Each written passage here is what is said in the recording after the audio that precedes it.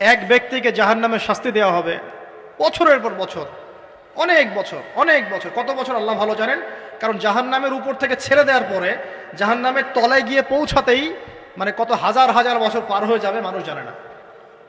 এত গভীর জাহান্নাম, এত গভীর। আমরা তো এখন নাসাকে ইলাহ বানিয়ে নিয়েছি, নাসা যা বলে তাই বিশ্বাস করে। ও বলে মঙ্গলে পানি আছে, আমরা বলি হ্যাঁ পানি আছে। ও বলে চাঁদে এই আছে, আমরা বলি হ্যাঁ সেই আছে। নাসা যদি এখন বলে জাহান্নাম নামে একটা জায়গা আছে, কালকে দেখবেন সব মানুষ বিশ্বাস করছে জাহান্নাম নামে একটা জায়গা আছে। এটা হলো যে সায়েন্সকে আমরা এখন উপাস্য বানাচ্ছি, এটা একটা শিরক, এটা আধুনিক শিরক।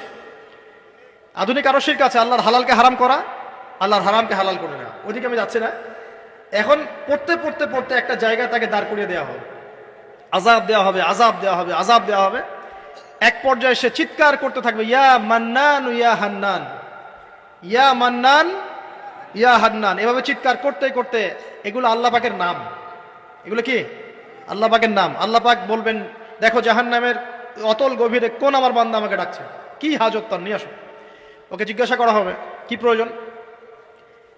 সে শাস্তির অভিযোগ করবে, শাস্তির অভিযোগ করে তাকে বলবে যে আমার এই শাস্তি আমি সহ্য করতে পারছি না, আল্লাহ আমাকে এইটা দাও সেইটা দাও আমাকে, আমি যেখানে থাকি সে থাকার জায়গাটা ভালো না, আমি যেখানে বসি বসার জায়গা ভালো না। এরকম অনেক কথা বলতে থাকবে। আল্লাহ পাক তখন তার গুনাহগুলোকে স্মরণ করাবেন, মানে তার এই অবস্থা কেন হলো এটা স্মরণ করাবেন। এবার সে ব্যক্তি পিছনে ফিরে, তাকে আবার পাঠিয়ে দেওয়া হবে, যাও পিছনে ফিরে যাও।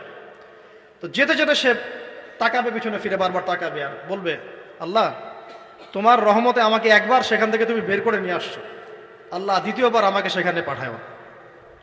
আমি তোমার রহমতের আশা রাখি যে তুমি আমাকে মাফ করে দিবা। আল্লাহ পাক বলবেন, আমার রহমতের ওসিলায় সে আমার কাছে চেয়েছে, যাও আমি তাকে মাফ করে দিলাম। এই জাহান্নাম থেকে বের করেও আল্লাহ পাক অনেক মানুষকে কি করবেন, জান্নাতে দিবেন ইনশাআল্লাহ।